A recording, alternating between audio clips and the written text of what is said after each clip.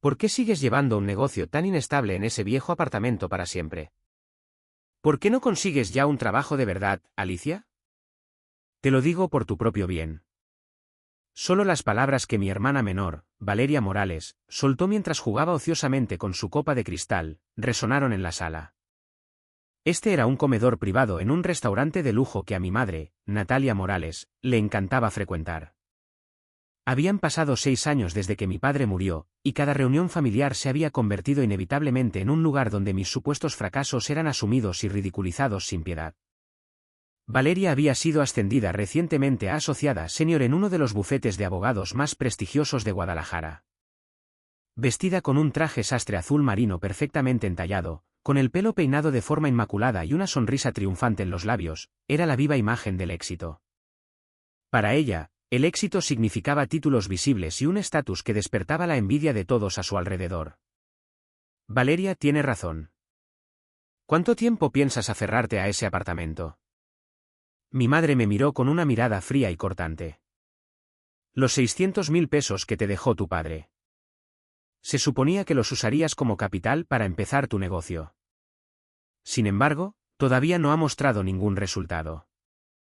Ese dinero debería haber sido administrado por alguien que realmente entienda su valor. Como Valeria. Lo que estás haciendo no es diferente de jugar en el barro. Coloqué en silencio mi servilleta en mi regazo y las miré directamente a las dos. El lugar del que se burlaban como un apartamento en ruinas, era un histórico edificio de ladrillo rojo a orillas del lago de Chapala, uno que aún conservaba la atmósfera de finales del siglo XIX. Era cierto que cuando lo compré por primera vez, las tuberías estaban oxidadas, las paredes se desconchaban y era una propiedad a punto de convertirse en una ruina que nadie quería tocar. Pero yo podía verlo, la genuina belleza que dormía detrás de esos ladrillos oscurecidos. Durante 6 años, pinté las paredes con mis propias manos, persuadí a artesanos locales para que restauraran los detalles decorativos originales e integré discretamente tecnología moderna de hogar inteligente en su diseño tradicional. No era el tipo de éxito simbólico que Valeria perseguía, sino algo tangible que podría legar a la siguiente generación. Y ese era mi orgullo. Gracias por preocuparos por mí, pero el negocio va bien. Cuando respondí brevemente, Valeria dejó escapar un suspiro exagerado. ¿Va bien? No nos mientas. Con un edificio tan viejo, es obvio que solo el costo de mantenimiento te pondría en números rojos. Papá nunca imaginó que su dinero se desperdiciaría así.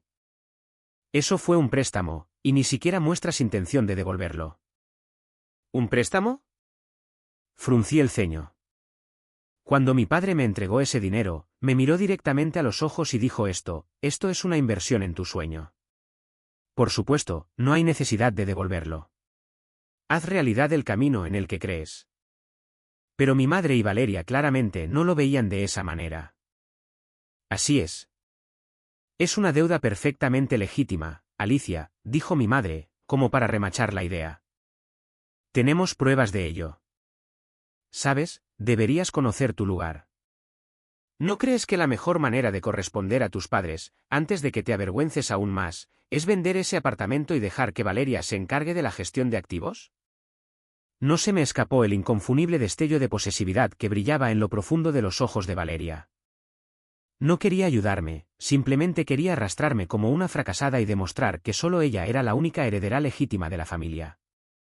Esa noche, con la sensación de una tormenta inminente pesando sobre mí, conduje de vuelta a mi apartamento. En ese momento, todavía no podía comprender del todo que esto era una declaración de guerra de la misma familia que buscaba destruirme. 2 semanas después de la desagradable cena en el restaurante, como de costumbre, saludé la mañana en mi apartamento, la casona del río, que se alzaba en una colina con vistas al lago de Chapala. Para mí, este edificio no era meramente un bien inmueble, sino la encarnación misma de mi sueño, aquel en el que mi difunto padre había creído. Con una taza de café recién hecho en la mano, miré por la ventana. Ese momento de paz, sin embargo, se vio repentinamente destrozado por un golpe fuerte y ominoso. Cuando abrí la puerta, un hombre con una expresión impasible estaba allí de pie. ¿Señorita Alicia Morales? Lo que me tendió fue un sobre del juzgado. En el instante en que lo pusieron en mi mano, una premonición nauseabunda recorrió mis dedos. Cuando rompí el sello y comprobé el contenido, casi sentí que me mareaba. Demanda de reembolso de préstamo. Demandantes, Natalia Morales y Valeria Morales. El contenido era mucho más malicioso de lo que jamás podría haber imaginado. Javier Morales, el padre fallecido, prestó a la demandada, Alicia Morales, 600.000 pesos como capital inicial. Esto no fue un regalo, sino un préstamo con intereses, y la suma total de 800.000 pesos, incluyendo los intereses no pagados, debe ser reembolsada de inmediato. Adjunto había una copia de un único documento, un contrato de préstamo. Allí, uno al lado del otro, estaban la firma de mi padre y lo que parecía ser mi propia firma distorsionada. Esto no puede ser. Es una mentira. Mi corazón comenzó a latir violentamente. El día que mi padre me dio ese dinero, no había habido ni un solo papel. Simplemente me había tomado la mano, sonreído y dicho, confía en tu intuición. Este contrato tenía que ser una falsificación. Con dedos temblorosos, llamé a mi madre. Mamá, ¿qué se supone que significa esto? ¿Llevarme a los tribunales? ¿De verdad vas a ignorar la promesa que le hiciste a papá? Lo que llegó a través del auricular fue la voz de mi madre, fría y completamente desprovista de piedad. Ah, así que por fin te ha llegado. Tu padre te malcrió demasiado, Alicia, pero no tengo intención de seguir tolerando tu jueguecito en el barro. Con esos 600.000 pesos, Valeria podría haber hecho inversiones de mucho más estatus. Una vez que ese apartamento sea embargado, finalmente admitirás tu propia incompetencia y volverás a casa arrastrándote, ¿no es así? ¿Embargado? Así es. Una vez que se dicte la sentencia, ese apartamento ruinoso tuyo será subastado. Valeria se encargó de todo. Después de todo, es una abogada profesional. No tienes ninguna posibilidad. Detrás de las palabras de mi madre no solo había desprecio por mí, sino una fe ciega en Valeria.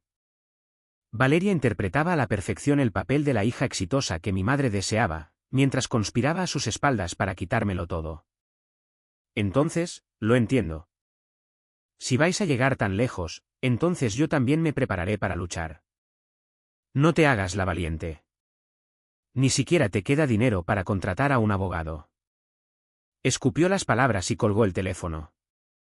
Dejé el auricular y me quedé mirando las paredes de ladrillo fuera de la ventana, las paredes que había protegido durante tanto tiempo.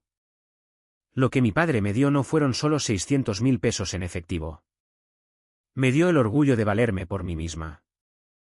Mancillar eso era algo que no podía permitir, aunque viniera de mi propia familia. Valeria, si estás dispuesta a apostar tu carrera como abogada en esto, entonces te enfrentaré de frente. Inmediatamente fui a ver a Daniel Barrera, un abogado que había sido un viejo amigo de mi padre. En su tranquila oficina, lejos del ajetreo de Guadalajara, estudió la demanda y la copia del contrato que le había llevado, observándolos a través de sus gafas de lectura. Esto es terrible. Se parece mucho a la firma de Javier, pero algo en ella no me cuadra.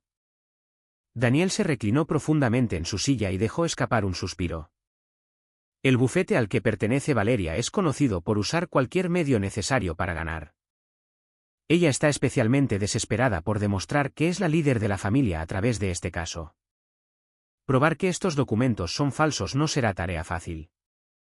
Lo sé, pero no quiero que mi promesa con mi padre sea profanada. Bueno, dijo él. Primero, necesitas revisar a fondo cualquier registro de cuando tu padre te dio el dinero. Historiales de transacciones bancarias, correos electrónicos de esa época, incluso diarios. Javier era un hombre meticuloso. Debe haber quedado algo que describa la naturaleza de ese dinero. Tomando en serio el consejo de Daniel, comencé una batalla solitaria para buscar pruebas desde ese mismo día. Durante el día, me sumergía en la gestión y restauración del apartamento. Por la noche, me encerraba en el pequeño estudio escondido en un rincón del edificio. Allí, varias cajas de cartón estaban apiladas, cajas que había tomado como recuerdo cuando mi padre murió 6 años antes. Mi madre y Valeria se habían reído y dicho, ¿por qué no tiras ya toda esa basura vieja? Pero nunca pude decidirme a hacerlo. La preciada pluma estilográfica de mi padre, viejos libros de contabilidad y los libros de historia que le encantaba leer. Abrir con cuidado cada caja cubierta de polvo, una por una, se sentía como reanudar en silencio una conversación con mi padre. Un tiempo sagrado y solemne. Valeria siempre había sido del tipo que nunca podía tolerar nada que amenazara su estatus. Incluso cuando yo era niña, cuando uno de mis dibujos ganó un premio en un concurso, ella lo desestimó como nada más que suerte, y luego pasó el año siguiente trabajando obsesivamente hasta que ella misma ganó un premio aún mayor. Para ella, la vida siempre tenía que ser una victoria medida solo en comparación con otra persona. Esta vez también, estaba segura de que su decisión de demandarme no era simplemente por dinero. Provenía de una obsesión retorcida por marcarme legalmente como una fracasada y apoderarse incluso del amor y la confianza que había recibido de nuestro padre y reclamarlos como propios. Aproximadamente una semana después, finalmente encontré el viejo diario encuadernado en cuero de mi padre. Era un memorando personal que había llevado fielmente hasta justo antes de su muerte. Al pasar las páginas, la familiar caligrafía de mi padre saltó a la vista. 15 de marzo de 2020. Le di a Alicia 600.000 pesos. Natalia seguramente se opondrá. Pero en los ojos de esa niña, vi la misma pasión que una vez tuve yo. Esto es una inversión en su sueño y en el mío propio. No importa lo que digan los demás, creo en ella. Dentro del diario había una copia de un viejo recibo de transferencia bancaria con una nota manuscrita en la cuidada letra de mi padre, una inversión en el sueño de mi hija. Un regalo. Para cuando terminé de leer, las lágrimas caían sobre las páginas. Apretando el diario contra mi pecho, llamé a Daniel. Lo encontré, Daniel. La verdadera voluntad de mi padre. Aún así, Valeria era una oponente formidable. El contrato que presentó llevaba una firma falsificada tan meticulosamente elaborada que incluso los expertos tendrían dificultades para distinguirla de la real. Además de eso, Valeria tendió otra trampa despreciable en preparación para el juicio. Fue una inspección obligatoria de mi apartamento realizada por un perito evaluador designado por el tribunal. Creía que si el apartamento recibía una valoración baja, sería tratada como una deudora insolvente sin capacidad de pago, lo que les facilitaría mucho más el embargo de la propiedad. Acepté el desafío en silencio. La realidad en la que ellos creían contra la verdad que yo había pasado 6 años construyendo con mis propias manos. El día en que se revelaría la respuesta se acercaba con cada momento que pasaba. El día del juicio. Cuando las puertas de la sala se abrieron, una fría tensión flotaba en el aire. Mi madre estaba sentada en el asiento del demandante, jugueteando ausentemente con su collar de perlas mientras me miraba como si yo fuera algo sucio. A su lado estaba Valeria, con su cédula profesional de abogada brillando orgullosamente, su postura impecable e inquebrantable. Una sonrisa desafiante jugaba en su rostro. Hoy, demostraremos cómo la demandada, Alicia Morales, traicionó la buena voluntad de su familia y despilfarró la herencia dejada por su difunto padre.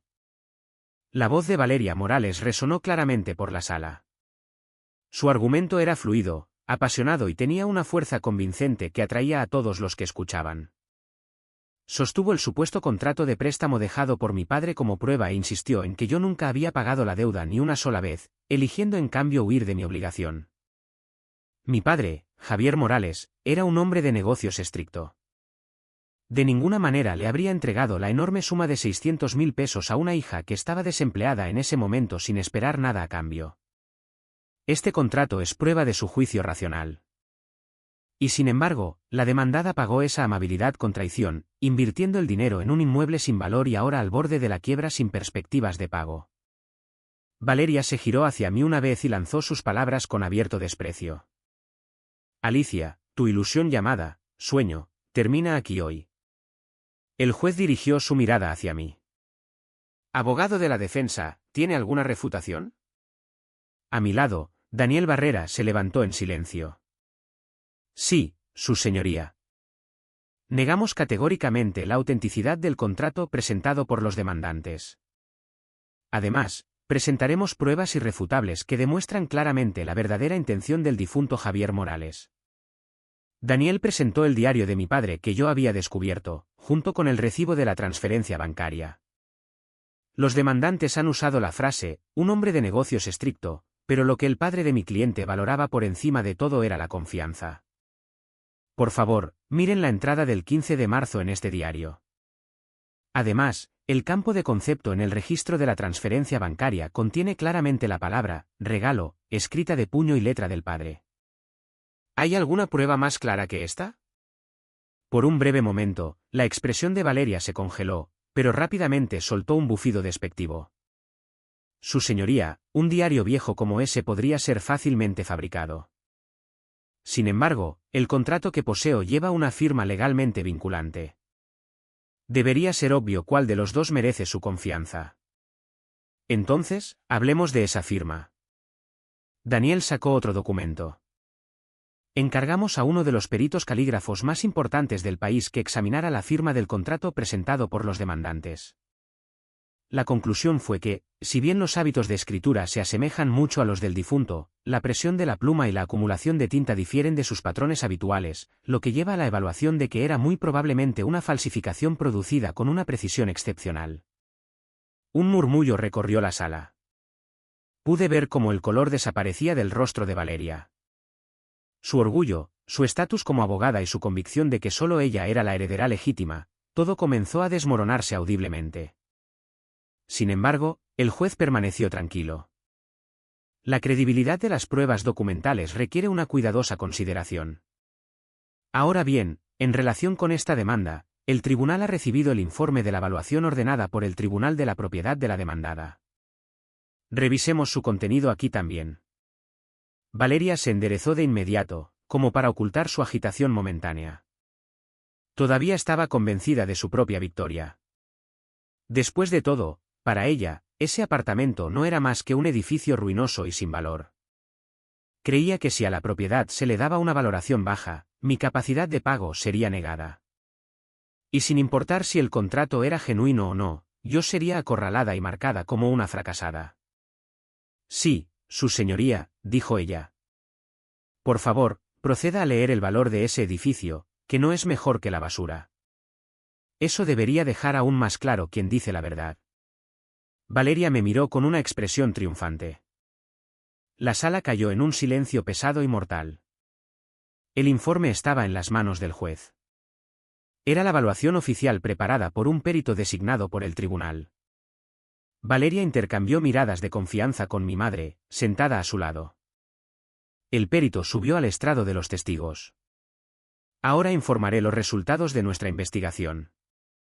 La voz del perito resonó pesadamente en la seca sala del tribunal. La propiedad en cuestión, Casona del Río, ubicada a orillas del lago de Chapala, fue construida en 1892. Antes de nuestra inspección, basándonos en los materiales proporcionados por los demandantes, habíamos asumido que era una estructura dilapidada, poco más que una ruina.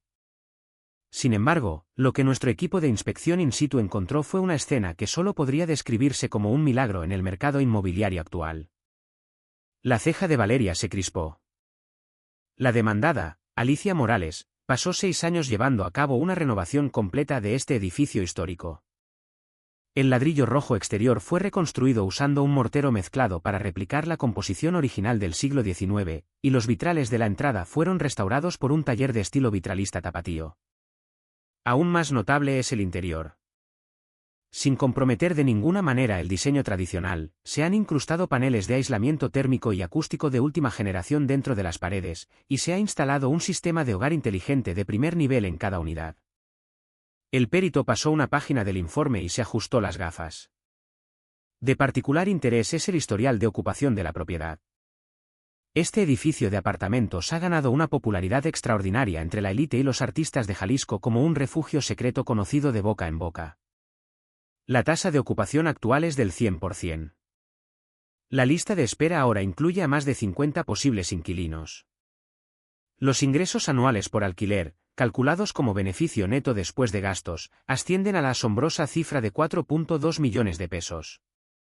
¿Qué ha dicho? Una voz débil e incrédula escapó de los labios de mi madre. Su mano temblaba mientras se agarraba al reposabrazos de su silla. El perito continuó como si diera el golpe de gracia. Teniendo en cuenta las tendencias actuales del mercado, el valor histórico y la rentabilidad, he calculado la valuación final del activo. El valor de mercado de esta propiedad no es inferior a 68 millones de pesos en la actualidad. La sala estalló en un rugido explosivo de ruido. ¿68 millones de pesos? Eso es imposible.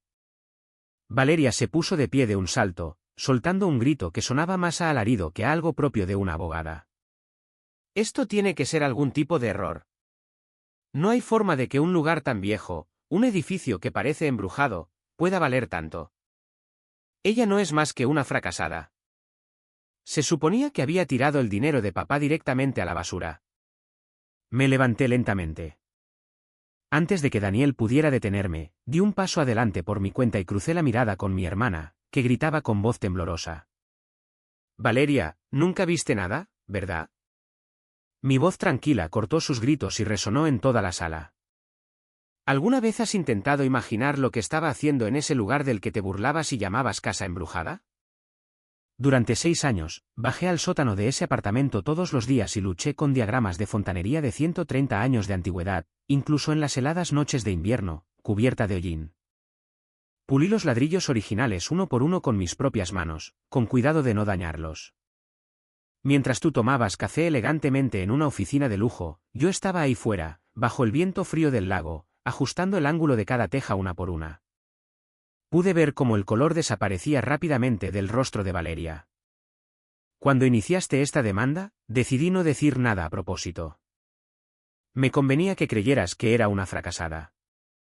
Pero Valeria, el beneficio neto anual de ese apartamento en ruinas, que tanto desprecias supera los 4 millones de pesos, y su valor de mercado supera con creces el salario que has pasado toda tu vida tratando de alcanzar persiguiendo un puesto de socia en tu bufete. Tras tomar aliento, dejé caer otro archivo que Daniel me entregó sobre la mesa de Valeria. Y en cuanto a este contrato, lo explicaré yo misma. Los hombros de Valeria se sacudieron. Valeria, cometiste un error fatal como abogada. Le pedí a un ingeniero que conozco que recuperara todo el historial de impresión que olvidaste borrar de los servidores de tu empresa.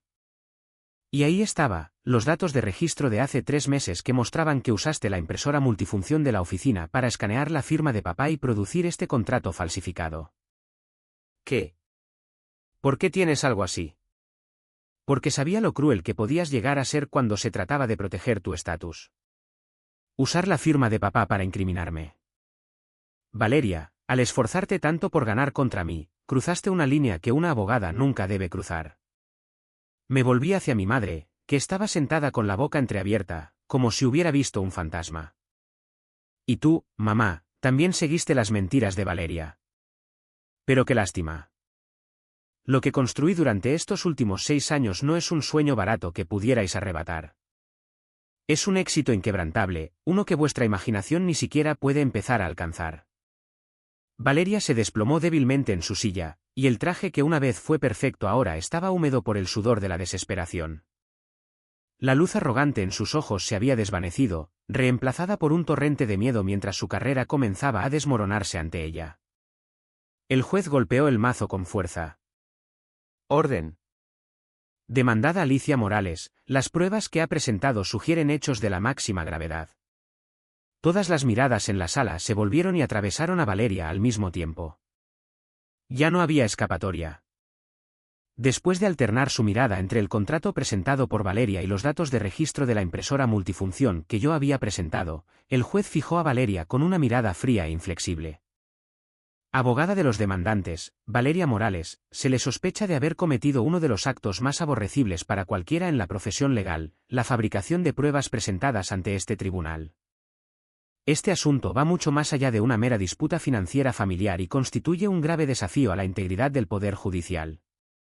En consecuencia, esta demanda que busca el reembolso de un préstamo queda desestimada en su totalidad, con efecto inmediato, debido a la falta de establecimiento de la autenticidad de las pruebas.